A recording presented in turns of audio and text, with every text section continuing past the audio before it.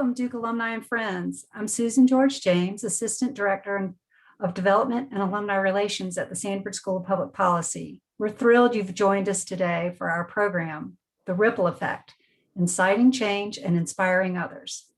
This program is one of the many offerings from our new Duke Alumni Forever Learning Institute, an educational program exclusively for you.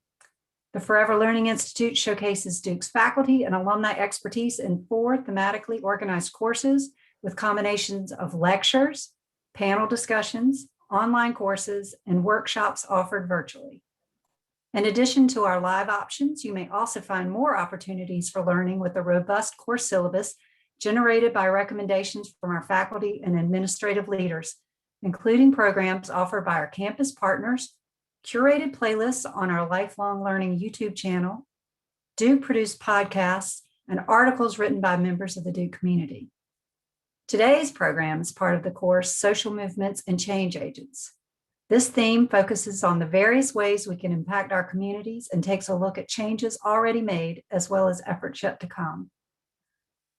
Moderating for us today is Judith Kelley, Dean, and Terry Sanford, Professor of Duke Sanford School of Public Policy. Dean Kelley is an expert on international relations and researches how international actors can promote democratic and human rights reforms. You may have seen her recently in the news. She was quoted and interviewed extensively during the American elections. In addition to her role as Dean, she is an award-winning author and a senior fellow with the Keenan Institute for Ethics at Duke.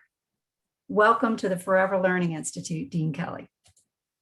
Thank you so much, Susan, and welcome to all our participants.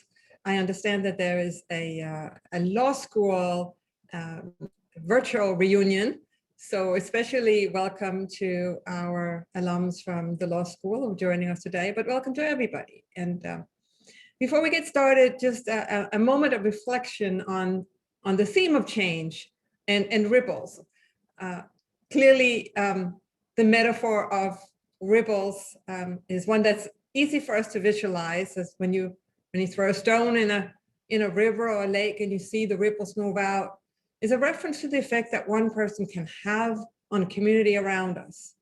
I know when I think about the Sanford School of Public Policy that I head today, so many things have come about as a result of the fact that Terry Sanford had a vision to create the school, and that there were faculty members who stood with him to actually, I wouldn't say fight against, but to bring about a vision of interdisciplinary work that was applied to real world problems, which was not really that welcome a thought in the academy in the 70s.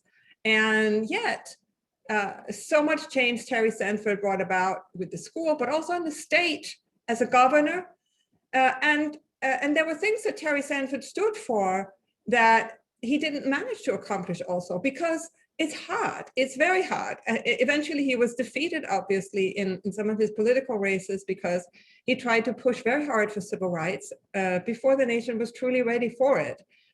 And so bringing about change is incredibly difficult. And I can say that as a dean, because as you all know, you've heard academics refer to as herding cats. And so I herd cats on a daily basis, and they have minds of their own. And there's very little authority that I, as a dean, actually yield over anybody on my faculty. So it all comes down to being able to inspire people, get buy-in. And much of that is also true for the speakers we're going to hear from today, who have been trying to do things not via command and control centers where they had authority, but by working from the ground up and inspiring others. And of course, this is so important in today's world, as our world is a needier place than ever for continued change to meet the challenges that we are facing.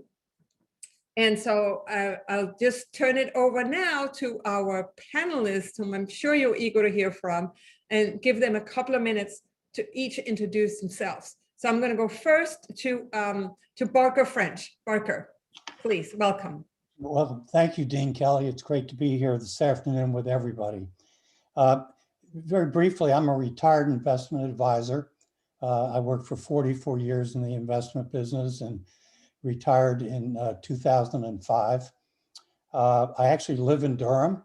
My wife and I moved back here in 1995, so we've been here 26 years and seen a great deal of change in Durham, particularly as it relates to Duke and the Durham community. My wife is a Duke graduate. Her father and grandfather taught at Duke. Her grandfather was the first university librarian at Duke. So we have very deep roots. I have two daughters. Both of them have families. One has two grandchildren, and the other has grand dogs. And they live in Durham, about 4 blocks each from us. So we're very much ensconced back here in Durham and actually love it. Well, Barker, thank you so much for introducing yourself. And I hope that they're all out there, your grandchildren and your granddogs watching you right now. And it's good to know that you're right here in Durham. Let's turn it over to Shandiin Herrera. Shandiin, I know you are not in Durham right now.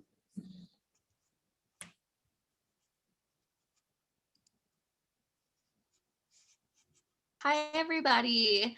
My name is Shandiin Herrera. I graduated from Duke in 2019 with my bachelor's in public policy, and I moved back home to Monument Valley here on the Navajo Nation, where I currently reside and work. So I am a Lead for America Hometown Fellow, and I worked my first year as a policy analyst and project consultant with the Iljeto chapter of the Navajo Nation.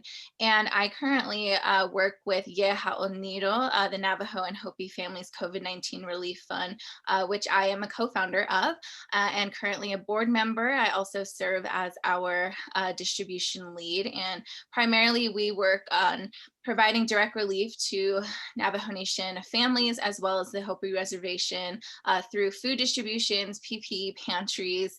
Our Clean Hands projects provides water to households without running water. So we kind of take a multi-pronged approach to assisting families during this pandemic. I'm really excited to be here and in conversation with all of you.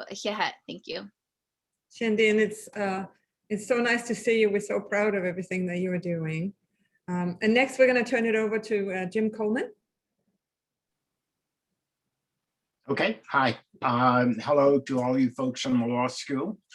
I teach at the law school and co-direct the Wrongful Convictions Clinic. I grew up in Charlotte. I graduated from a segregated high school there. I went away to Harvard and Duke. I got my law degree at Columbia and had my first career practicing law in Washington, D.C. And came to Duke in 1996. So I'm really happy to be here and participate in this discussion. Jim, it's so great to have you with us. And our final panelist is Charlie Welch, who's in charge of one of the favorite places on the campus for many of us. Charlie? Hi, everyone, and very happy to be here. I'm the conservation coordinator at the Duke Lemur Center, and even though our main objective at the Lemur Center is non-invasive research, we have a very important conservation component as well. And what that means is we have an on-the-ground conservation program in Madagascar, in northeastern region of Madagascar, and I oversee that conservation program. My wife, Andrea Katz, also works at the Lemur Center and with me in conservation, and we lived in Madagascar for 15 years, where we worked with local people, government officials, trying to establish conservation as a way of thinking in areas that it really wasn't. So we came back to the U.S. in 2004 with our daughter, who spent her first 11 years in Madagascar with us, and continue to work in conservation on behalf of the Lemur Center now. Charlie, it's so good to have you, and I hope that we'll learn something about how to inspire lemurs Maybe not. So let's just dive right in. I think what I would really like to do is understand your on the ground experiences rather than sort of talk in generalities about change and leadership, et cetera, et cetera. What have the real challenges and obstacles been? And so I think to set the ground for that, I'd like to do a round with you where you each describe a big goal that you've set for yourself or your organization and why that goal was important for you. And then we can talk about throughout the session then around that goal, you know, we'll talk about what were some of the obstacles you faced, et cetera, et cetera. But first, let's just set the ground by describing what the goal is and why it mattered to you. So let's mix it up. Jim, let's start with you so we're not always just going in the same order. Okay, well, I guess my big goal, the big goal of my clinic is to get the public to care about what happens in the criminal justice system. It's a dark and unexamined part of our society where a lot of really bad things happen often to people who are bad, but not always.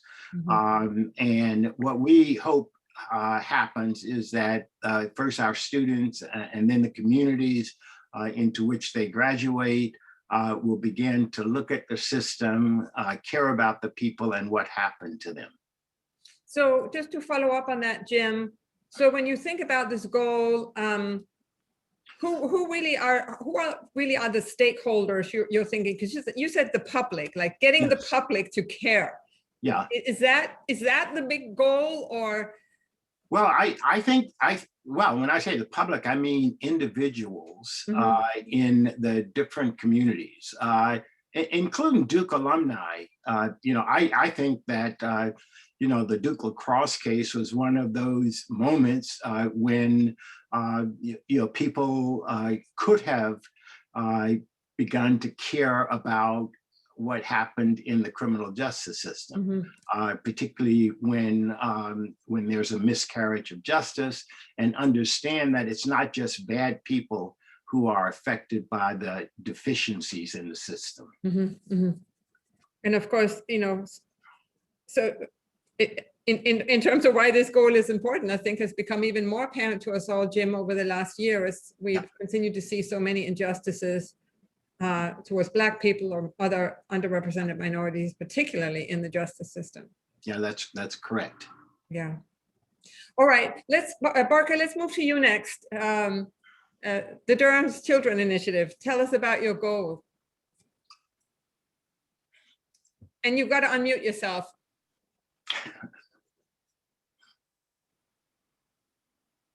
There you go. Sorry.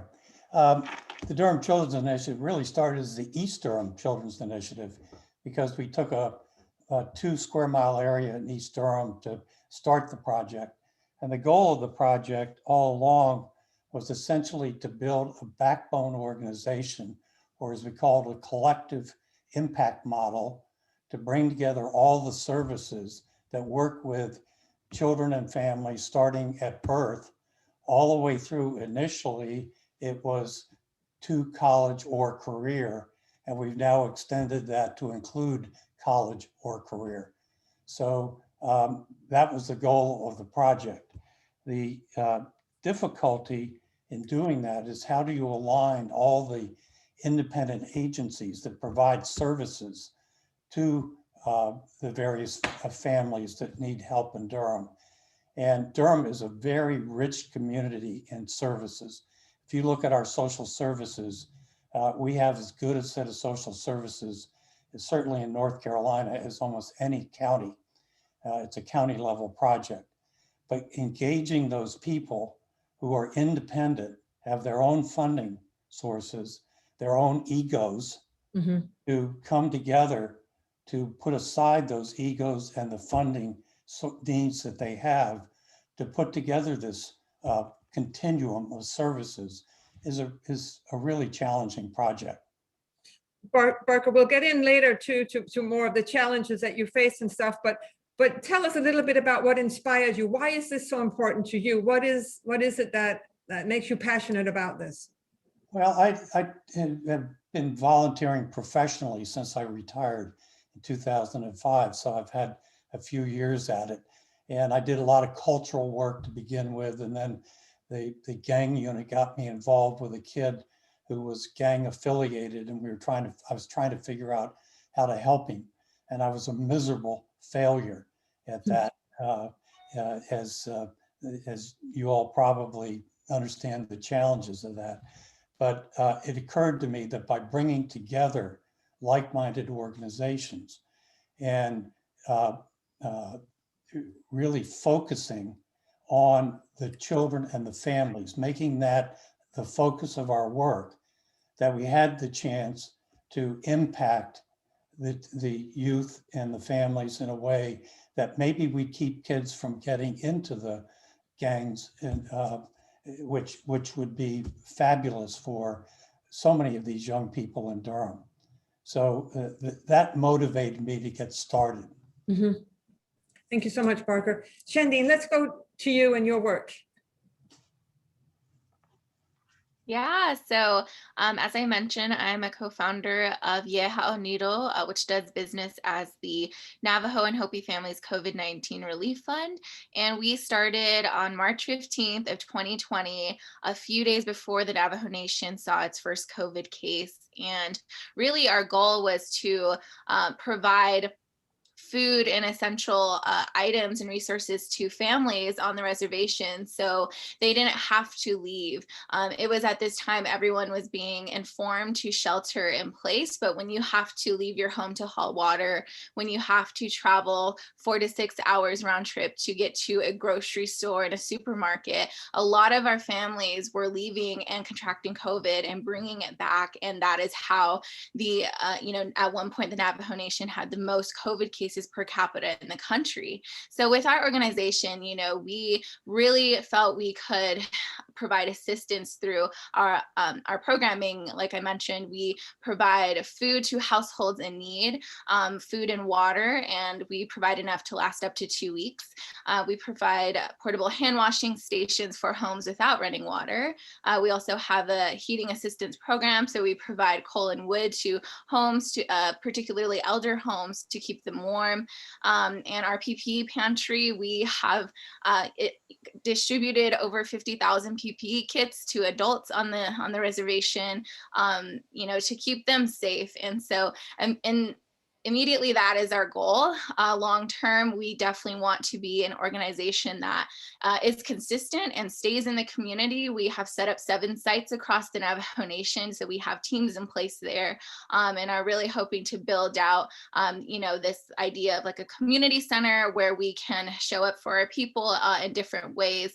And I'll add too that with our organization, we pride ourselves on providing assistance expeditiously. When it goes through the tribal government, it can take a while. In fact, CARES Act funding, took a long time for tribes to access. And so we actually had to file a lawsuit to get that funding. So with our program, we want to just make sure our families are safe and have the necessities they need to sustain themselves. Shandiin, obviously the importance of this goal is almost self-evident, right? Which are trying to save lives. Just to give folks who may not be so familiar with the Navajo Nation and where you're at. So how long does it take to drive across from one end to the other, say? Yeah, so, the Navajo Nation spans over 3 states, Utah, New Mexico, and Arizona, and the land base is over 24,000 square miles, which is the size of West Virginia, is what how we explain it to folks. So it is a large land base, and we have a population of about 180,000 people, and we have 13 grocery stores across the nation. So definitely a lot of challenges there, as you can imagine. Yeah, no, that just helps to paint a picture of what the goal really, what really you're up against here. All right, Charlie, let's turn to you last. So we have a full picture of everybody's mission here. So Charlie, what has been your goal? Well, our goal, not surprisingly, started off to be protecting lemurs in Madagascar. And that very quickly evolved to doing that through protecting forest. Well, Madagascar is one of the most important biodiversity hotspots in the world, with over 80% of the flora and fauna endemic, unique to that island. So by protecting forest, we can protect everything that's in that forest, of course, the plants and the animals. Well, we very quickly realized that to do that, we were going to have to work with local people, and not just local people, but the whole scale, but especially local people. Madagascar is one of the 10 poorest countries in the world, and people are really living hand to mouth. So our project is a multifaceted, community-based project, and probably 90% of our work is with people. It's not in the forest working with lemurs, which always surprises people. But we do things, our project activities range from supporting fuel-efficient stoves to reforestation to promoting regenerative agriculture to get the soil better managed in an area that, or in a place where people are living or cultivating through slash and burn. But even environmental education, we're very involved in that, and even activities like supporting women's reproductive health. We've also had to support or been supporting COVID-related issues, like providing PPE to local clinics that don't have the money to buy it themselves. But it was all a learning process, and if you want to achieve sustainable conservation, you really have to convince the people, gain their trust, build relationships, and that's what we try to do. We'll get into that a little bit later, but Charlie, just you know, everybody else are fired up about things that are fairly close to home. Why care about, you know, lemurs in Madagascar? What got you fired up about that? Well, my background is in zoos, and I've been very excited about primates for a long time, and that evolved into being particularly interested in lemurs, and then went to being interested in conservation of lemurs in their country of origin. And the planet's in a really bad spot with loss of biodiversity. We think of climate change all the time, of course, which is very, very important, but we're losing huge percentage of our biodiversity over the decades, over the years, months, weeks. And it's a very serious problem, and it's one that's very important to me personally. Thank you so much, Charlie. So maybe we'll just stay with you, Charlie, as I get to my next question, which is, I would like next for every panelist to describe what the major obstacles have been on the way to your goals. Don't get into, and this is how I solve them, but just what have you been up against? Charlie. In Madagascar, we've been up against poverty and the economy. People are, like I said, people are just trying to survive, and you know, if you're talking about protecting forest and lemurs without talking about human lives, you don't get anywhere. Mm-hmm. So that's really been our biggest obstacle in Madagascar. Our biggest obstacle in the state is in the U.S. is funding. You know, it's actually part of my job to write grants, and with help from my staff, and we have a very important and loyal donor base that supports what we do. And but it's still a struggle to bring in enough funding to support what we do. Mhm. When you say people and poverty and getting people to care about lemurs, when you got to show that you care about people too. In trying to work towards your goal, Charlie, how important has the actual cooperation of the people there been? How much has that been what you needed to accomplish versus just getting them to care about it?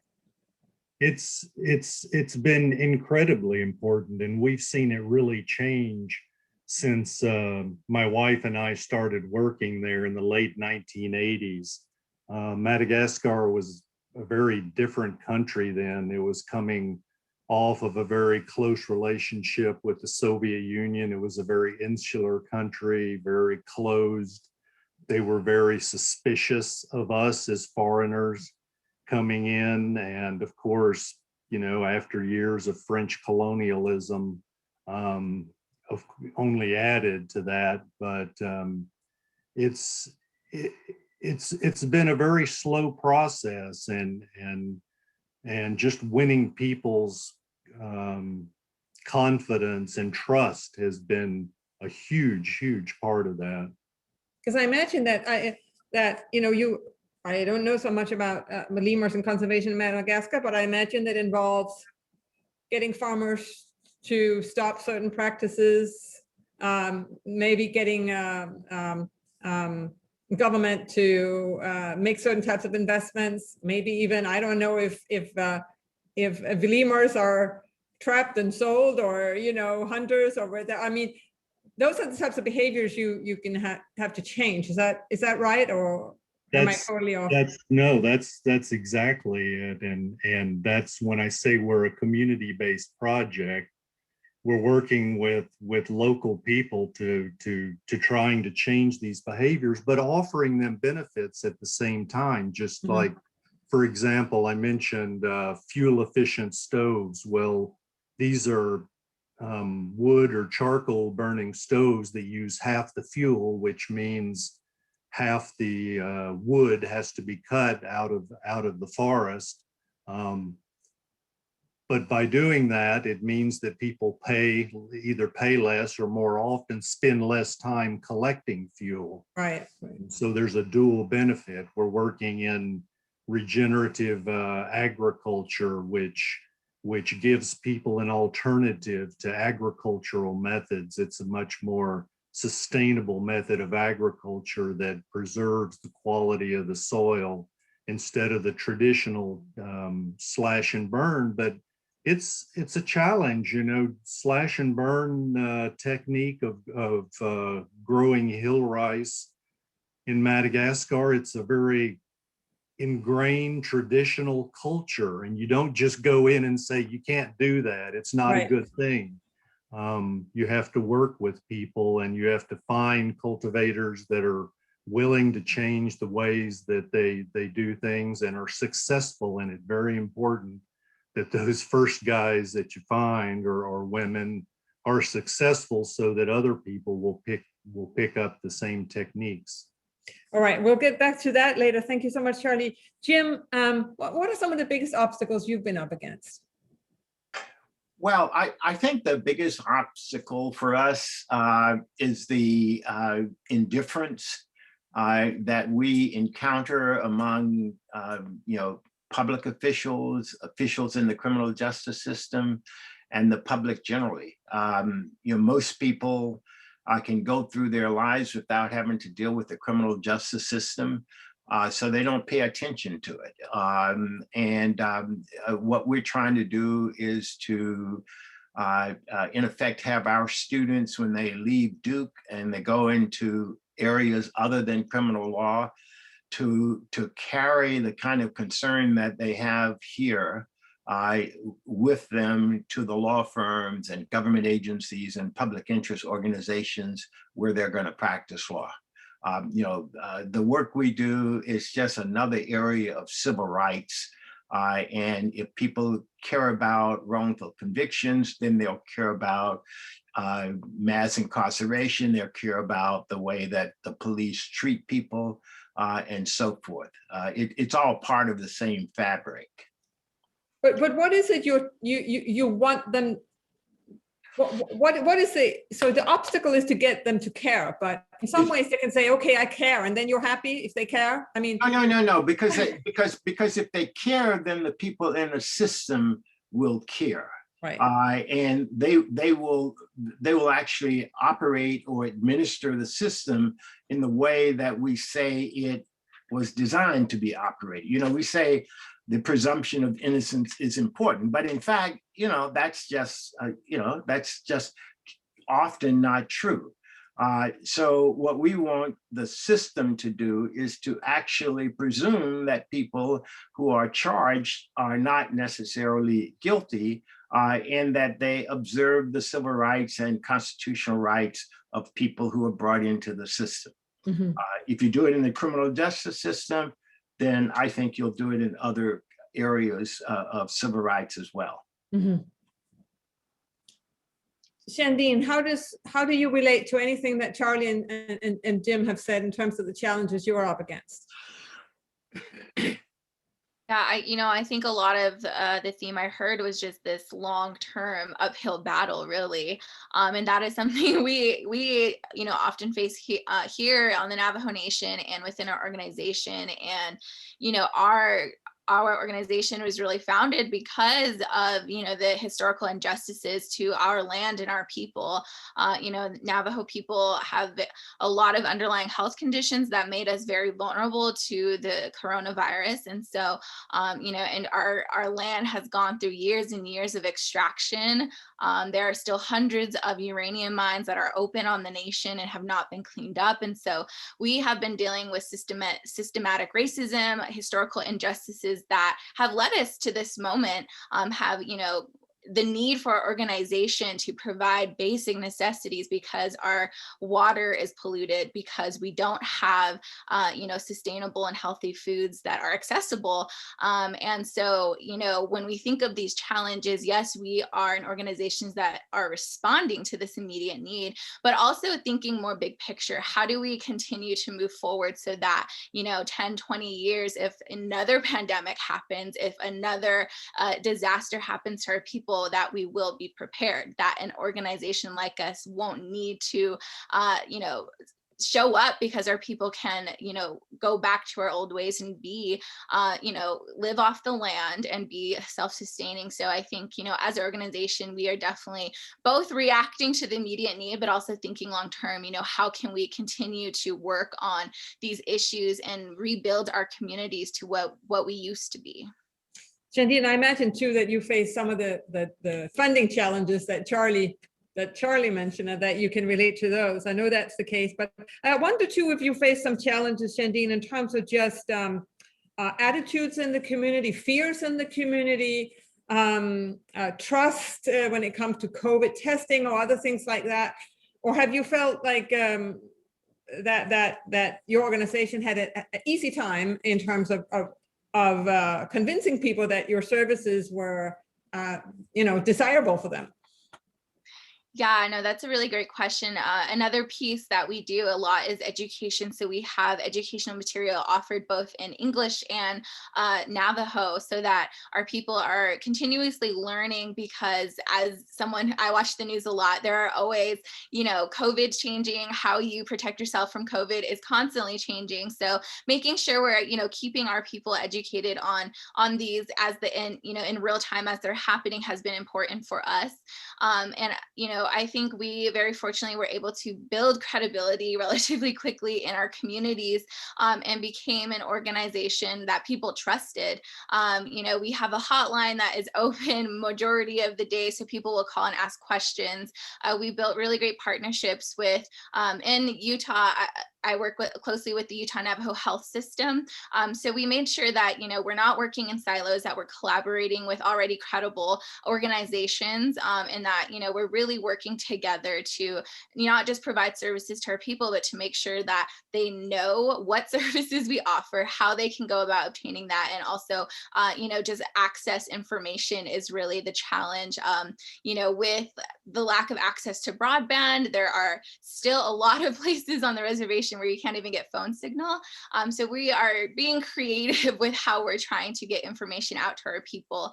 And I will say this is an organization that is led by Indigenous women. So, just seeing how we are able to take really this approach to our work is really about making sure we're taking care of all of our people, from the family perspective, but also generationally, who have different needs. So, we have been very fortunate to just see a lot of success, within a year, really. Thank you so much, Shandiin. Parker, you mentioned earlier how there's so many disparate agencies and organizations in Durham that you need to bring together. How would you describe, Parker, the challenges that you've been up against? You got to unmute you. I was unmuted. I thought, oh, okay. One of the first challenges is the one that Charlie talked about, which is trust. So if you're going to do a community-based program, you better have trust in the community. Otherwise, you're just whistling Dixie. And it just, we spent a lot of time in the beginning holding meetings with the community, holding lunches on the weekends, for example, bringing people in, asking them what they thought, what they wanted this project to do. And that sort of got us off on the right foot. And we have continued in the 10 years that we've been working on the project to engage local community people in almost everything that we do. Another thing that we ran into in a way of an obstacle, which was kind of interesting, was our kids are in school 8 hours a day during the school year, and they're home the rest of the time. Well, we have something called a parent advocate, who's the link between the parent, the child, and the school. And we realized that we could work with the parents, our parent advocate could, but we had no standing in the schools because you have to be a school employee to know what's going on. So I went to the superintendent and I said, I want you to hire our parent advocates as school employees. They'll get school badges, they'll get state benefits, they'll get all the privileges of looking at scores, truancy, anything that relates to the child. And he agreed to do that. And so we've created a model where our coaches for the families actually have the ability to get into the schools, work with the principals, and work with the teachers to help the children. So that was an obstacle I wasn't sure we were going to get around, but it worked out very well. Thank you so much, Parker. I'm always starting to hear some themes emerge here. So, now I want to switch to the more interesting part of this conversation. Now that we've kind of set the stage, we know what you all are trying to accomplish. We know some of the challenges you're facing. So now what we're trying to figure out is, so what's worked for you? And Parker, if we can just stay with you, because you mentioned trust as being really key. And I wonder if you can talk a little bit about how you built this trust and if there are other approaches that you took to overcoming the challenges you faced that you thought were particularly important. Well, I talked a little bit about the trust in the community. That's one side. There also has to be trust in terms of the providers, because each of these providers in this particular project are well established. They are generally well funded, whether by government or private sources, and they've had leadership for years. And along comes this project that wants to connect them. And we say to the folks in the programs, this is all about the kids. It's not about you, and it's not about the money. Mm-hmm. And if you want to play by those rules, come join us. And In order to keep them engaged and to make this really work, you have to treat them the same way you treat the community people. You have to engage them. We have regular partnership meetings. I've been astonished. We invite the leadership or the very top leadership in each of the groups to come periodically and sit down for a whole morning, let's say 9 to 12, and go through what's going on in the project, what's working, what's not working, those kinds of things. And all of a sudden, we're getting school board members showing up or county commissioners show up. We invite them as a matter of courtesy because they're our elected officials. But they go to more meetings than you and the rest of us could ever possibly shake a stick at, and yet they show up. And that tells me that we're engaging people in the right way when the leaders show up and when the elected leaders show up. Mhm. That's been something that we spent a great deal of time working on. Margo, thanks. Charlie, I wonder how you relate to some of what Barker's saying, because working with local organizations in Durham and building trust is one thing. Doing it on the other side of the world is another thing, and entirely. And I wonder, Charlie, can you just talk a little bit about how you overcame some of the obstacles you were facing in Madagascar? And we got to unmute you as well. I wish I had the power to unmute, but I don't have this power. Yeah, it's a challenge, for any conservation project and anywhere in the developing world. You're taking about 2 steps forward, but a step and a half backward, and it's just very slow, and it's very, very difficult. I named these various activities that we're involved with the communities, but it's a very difficult. You see changes in attitude. You see people change the way that they feel about forest and the value of forest and protecting soil and cultivating in the right way or in a protective way. But it's hard to actually see forest being protected. And how do you know less forest is being cut? And people ask us, all the time, do you feel like you're making progress? And we say, well, we're at the very least, slowing the destruction down. And that sounds awful, but it's important. If you can slow the process down, then there's hope that sometime in the future, there's going to be the economy in Madagascar is going to be improved, that eventually there'll be a cumulative effect of all the conservation organizations working in Madagascar. The government is becoming slowly more receptive, but it's tough, and you have to go decades before you can even start to see changes. Mm-hmm. But it's what some of the things you're alluding to, Charlie, is really about articulating a vision for the people of Madagascar about what the island can be like, right? And then using that to inspire them. Yeah. Yeah, it really is. And the thing that we find the most encouraging is the capacity strengthening element. We work with a local university, but the thing that gives us the most hope is there's a whole generation of Malagasy. After my wife and I have worked there for 30 plus years, and all major conservation organizations are working there with the same objectives. Now there's a whole generation of Malagasy that care about environmental issues. There are Malagasy environmental organizations that are active, that are entirely made up of Malagasy nationals. That was unthinkable 15 years ago. And that's really been the most hope-inspiring change that we've seen happen. Thank you so much, Charlie. Jim, so Charlie is trying to get people to care about lemurs and about conservation. And that's a challenge to articulate that vision, inspire people when they're poor and have other priorities. You're trying to get people to care about the criminal justice system. How same or different are the things you've been trying to do to accomplish that?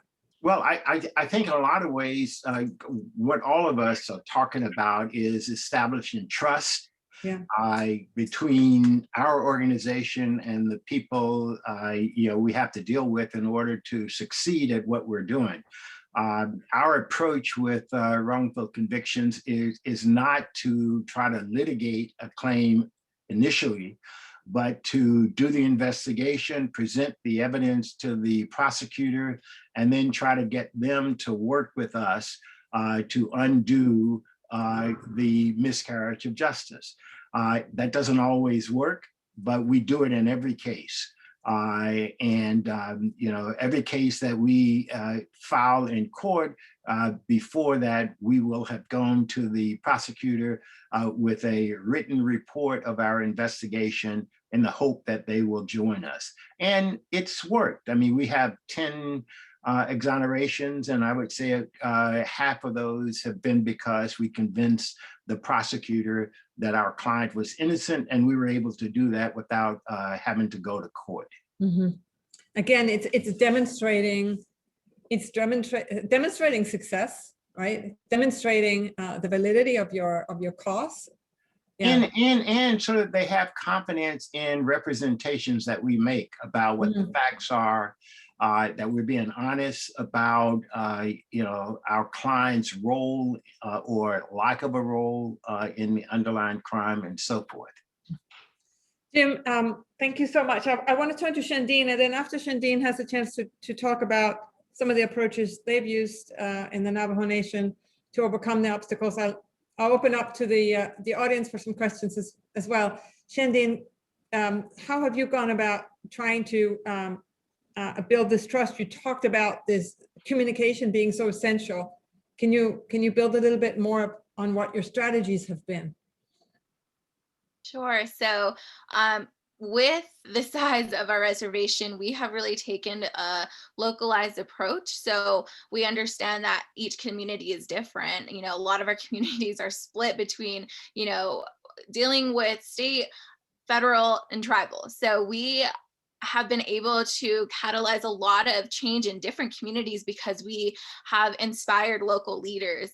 So we, in the beginning had over 300 volunteers who immediately stepped up for their community and became what we call a distribution lead. And so, we have over 30 teams in place throughout the nation and, 7 paid staff teams. But, by really just supplying the resources and the support for people who are already located in their community, who understand their community, who know their people best. What we do is really just provide the training, the support, and the resources that they need to provide, for families in their home community.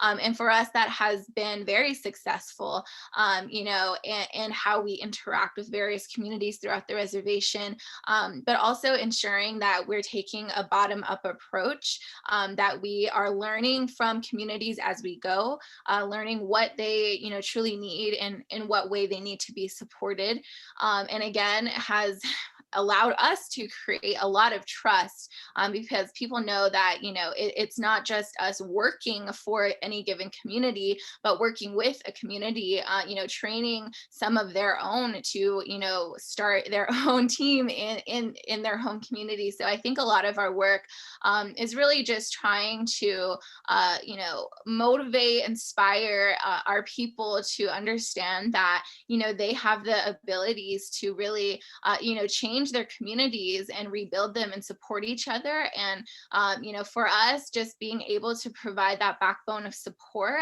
and financial resources, I think is where we're seeing, a lot of our success. And I also just want to mention that in 2020, we were able to raise over $10 million. And that has allowed us to create jobs. We've created over 30 jobs. The Navajo Nation is regularly at 50% unemployment. So getting over, that obstacle of poverty was huge for us, and has allowed our people to continue this work going forward. And so, that I think our track to success has just been inspiring others to realize that they have it within themselves to really show up for their community. So Shandiin, I think, you downplay a little bit what you've been able to do, probably because, it sounds like you say, oh, well, we just provide this or we just provide that. But you mobilized a lot of people, as you said, you inspired them. And indeed, it sounds like what you really have done is build your organization on a model of empowering everybody in the community. I think that's very inspiring. I'm going to turn to the couple of questions in the audience here that I think I sort of can throw out to you all as a whole. There's a question from Shannon and Mark Flanders, and one of them, or maybe together, they are reading a book called the book called Caste, which has been or Caste, which has been a quite popular book about the system in India, and it talks about the question is that one of the greatest gifts that Dr. Wilkinson gives our country with this work is proof that every one of us universally is hurt by our inequalities, right? By the caste system. So how do you each recommend that we help get everybody around us, every American, to see that the injustice that anyone amongst us suffers is something that hurts everybody? I think that's the question. Does anybody have any thoughts on that? It's ultimately, I think, is about how do you get people to see that that is worth fighting for others?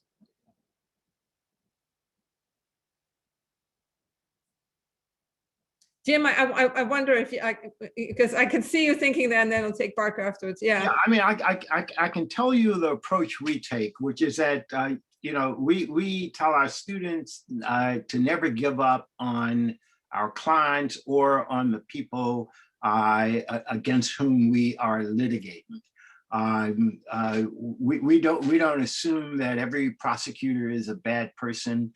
We don't assume even prosecutors who don't want to work with us initially are bad people.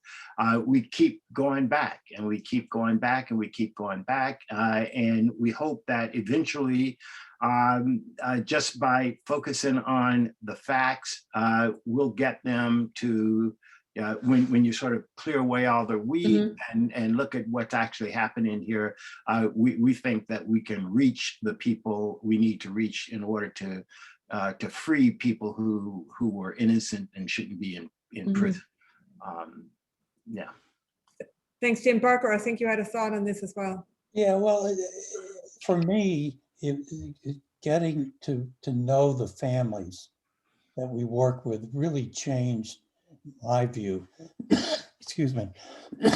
And if you work with a family, you see what their ambitions are, what their problems are, and they aren't all as they're recorded in the newspapers and the press in general. And I find it just so rewarding when you get to know people, to be able to help them over challenges that they have no control over, that if you are successful in helping them, they will have a better life for themselves and their children.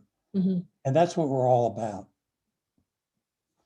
Shandiin and Charlie, there's one other question that I want to pose to the two of you, because I think Kristen asked a question about education and how we can educate about the issues that we care about in our schools and communities. And I think that you both have faced a challenge of educating people about issues. Charlie, do you want to start out? Sure. Yeah, I mean, that's so important. And for our work in Madagascar, environmental education was the first activity we started on, actually. And it's long term. You don't see results quickly, but it's an activity or a component of a conservation project that you really can't ignore. And we've started working with training teachers, local teachers, in how to teach environmental education, because they haven't had that training in the school system. And we collaborate with the Ministry of Education and the local school districts in getting that done. But the education is critical, and those kids, they're the ones with the open minds, and minds like sponges that'll take up new ideas. And we found that they're much more open to new and different ideas about the forest, environment, farming, anything, and we've used that to our advantage. So Jim, maybe you need to focus most of your efforts at the younger generation, but I'm going to get to Shandiin and let you have the closing word, Shandiin, in terms of trying to educate the Navajo community. Yeah, so, for us, a lot of our education, we try and be very inclusive, so offering both in English and Navajo.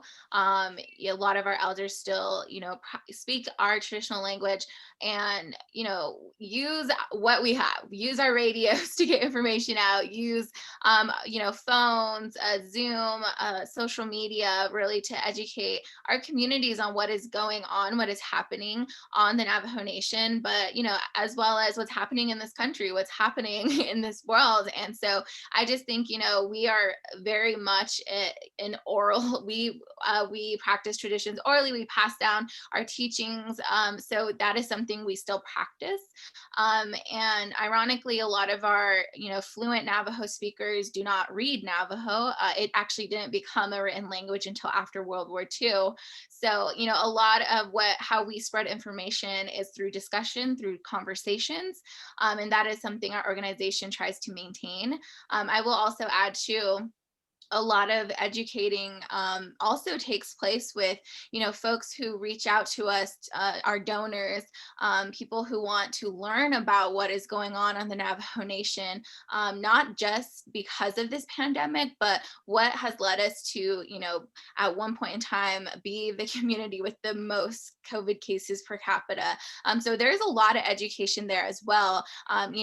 Teachings about the historical injustices, the ongoing, difficulties and frustrations with functioning as a sovereign nation in this country, having to deal with, tribal governments, state governments, the federal government.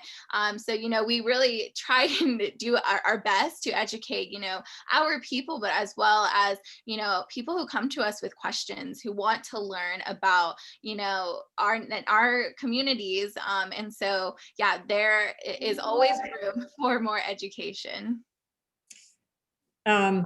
So thank you so much. I apologize to our audience that we run just a little bit over here, but I hope you found it worthwhile. If you came here looking for an easy answer for how to inspire others and drive change in your communities, I am quite sure you have not found it, because it is not easy. It is about, very clearly here, rolling up your sleeves and building relationships. And I think what we can also tell from Barker, Shandiin, Jim, and Charlie is that it takes a great deal of humility. And so I really want to thank our panelists. I'm going to turn it over to Susan for closing remarks. Susan. Thank you, Dean Kelley, Barker, Shandiin, Jim, and Charlie for being with us today and sharing your inspiring work. Thank you also to our audience. I hope you've enjoyed our program today. All of the Forever Learning Institute programs are being recorded, including today's event, and we will post them on the Duke Alumni Lifelong Learning YouTube channel. If you'd like to learn more with the Forever Learning Institute, please visit our website at alumni.duke.edu.